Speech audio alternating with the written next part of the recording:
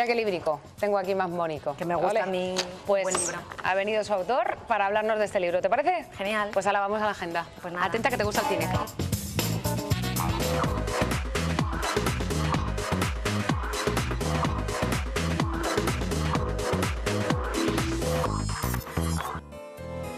Pues ya estamos aquí para hablarles de la agenda cultural y en este caso de este libro que les enseñamos hace un momentito, 1944, una guerra de cine. Y aquí pone Pedro Manuel Alonso Ruiz, ¿cómo te llamo? ¿Pedro o Pedro Manuel? No, Pedro.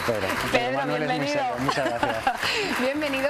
Y bueno, qué maravilla, nos has escrito un libro de cine basado sobre todo en esas películas, en todo ese material que hay sobre esta Segunda Guerra Mundial, que es tan intensa y tan interesante, ¿no?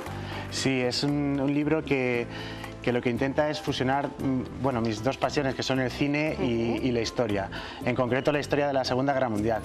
Y es que yo pienso que que muchísima gente no se acerca a la historia porque no le resulta atractiva. Sin embargo, el cine le gusta a casi todo el mundo y puede ser un instrumento de enorme potencial docente. Puede ser una forma de acercar la historia a la gente, el cine, siempre que sea riguroso, claro. Eso. Que muchas veces no, Claro, por desgracia no lo es. muchas veces las películas bueno, tiran más de aquel punto comercial que pueda resultar atractivo al espectador y se olvidan del rigor histórico. Eso también se analiza aquí, ¿verdad? Sí, decían, hay una frase muy famosa de George Orwell que decía: la historia la escriben los vencedores. Bueno, pues también la ruedan, la filman los vencedores. Entonces, a lo largo del libro lo que se puede contrastar es que pues hay censuras, hay verdades a medias, verdades sesgadas, hay mucha manipulación, ¿no? Y lo que intento a través del libro es intentar ver el rigor histórico de esas películas, ver si son fidedignas o no lo son.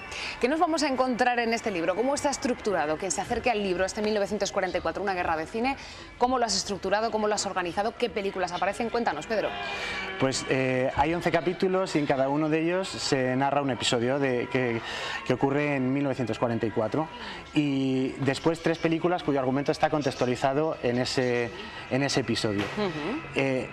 Por último, se profundiza un poquillo en el rigor histórico de esas películas, porque como decíamos, muchas no tienen tienen poco que ver con lo que ocurrió realmente, ¿no?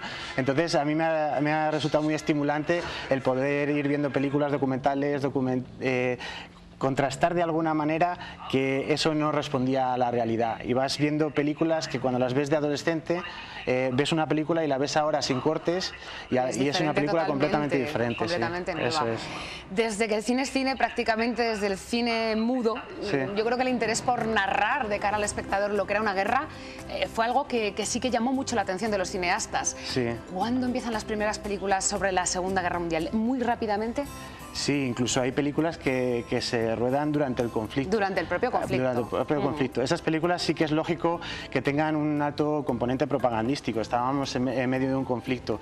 Yo lo que me da un poco más de rabia son películas que se ruedan muchísimos años después y sin embargo tienen ese componente, ese matiz revanchista, o racista incluso en algunos casos. Entonces eso es menos comprensible. Las que se rodaron durante el conflicto evidentemente pues tenían un carácter propagandístico total. Desde los grandes dirigentes incluso pues defendían el cine como un instrumento de adoctrinamiento de las masas. En la Unión Soviética había muchos analfabetos, no sabían leer ni escribir y el cine era una fórmula de llegar a todos ellos y de transmitir la doctrina comunista, por ejemplo. ¿Cuál es de las más, digamos, antiguas, la más fidedigna, la que más se puede acercar a la verdad sin partidismos? De las que aparecen en el libro, yo creo que Roma, ciudad abierta. Es una película que se rueda... Creo que es la primera además de la que hablas. Efectivamente. Se rueda en el año 45, es el neorrealismo italiano y para mí, aparte de que desde el punto de vista artístico es una joyita, pero es absolutamente fidedigna con lo que ocurrió en aquella época. Y es un tema que además ha sido muy recurrente a lo largo del tiempo porque seguimos hablando, tenemos muy cercanas en el tiempo, pues se me ocurre Salvar al soldado Ryan, Malditos bastardos, que todas están por aquí y que una y otra vez retoman el tema, cada uno dando su propia visión, claro. Claro, todos los años en torno a 10-12 películas. Sí que 10 o 12 películas 10 o 12 cada películas, año. Hablan sí. de la Segunda Guerra Mundial. Sí, hombre, a las grandes pantallas, en los grandes circuitos, a lo mejor llegan 3, 5 al año, pero para los que nos gusta el tema, si rebuscas un poquito, esto va a parecer un poco friki, ¿no? Pero el año pasado salió una película de Estonia que estaba muy bien, otra película en Dinamarca. Hay distintas filmografías ya que se están animando con el tema. Entonces, ya no es solo Hollywood el que produce películas sobre la Segunda Guerra Mundial. Hay distintos países que se están animando, repúblicas soviéticas y todo. ¿Cuáles son los temas preferidos a la hora de narrar la Segunda Guerra Mundial y cuáles son los temas que a lo mejor pues, sería interesante indagar un poquito más sobre ellos porque están más descuidados? Claro, yo a la hora de buscar películas que estuvieran contextualizadas en algún episodio, cuando se trata de victorias aliadas, pues es muy sencillo. Siempre te encuentras 3, 4, 5 películas. Evidentemente el que produce la película intenta minimizar sus miserias o las aberraciones que cometió su bando. Entonces, sobre ese tipo de cosas es más difícil encontrar películas. Entonces, sobre las derrotas aliadas y sobre las primeras victorias alemanas también es complicado encontrarlas. Pero es lógico. Quien produce la película subraya, eso es, resalta sus virtudes. Hasta Angelina Jolie creo que se ha atrevido con algún capítulo un poquito oriental, ¿no? Cuéntanos. El año pasado Angelina Jolie, que a todos nos sorprendió, es una película que mucha gente que tiene prejuicios, como viene de Angelina Jolie, ya ni la veía. A mí particularmente me gustó. ¿Por qué Invencible.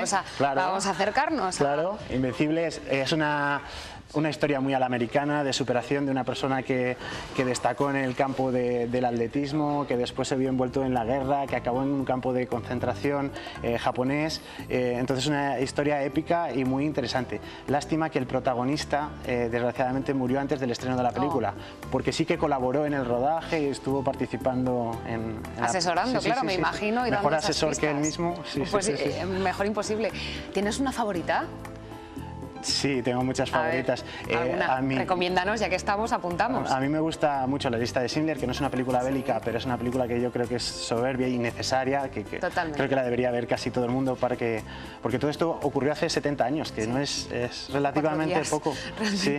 Yo iba en el metro de Berlín hace poco y pensaba que un ancianillo que iba delante, enfrente mío, digo, probablemente como se movilizó a todo el mundo desde los 14 hasta los 70 años, probablemente este hombre estuvo allí. Es que ocurrió hace muy poco tiempo. Yo creo que La lista de Schindler, aunque hay muchas películas poco conocidas, Balada de un soldado o Cuando pasan las cigüeñas, que son películas soviéticas que no las conoce el gran público, pero que son obras excepcionales también, están muy buenas. Y actores, ya por ir rematando también, ¿qué actores son los que dices, ¡buah!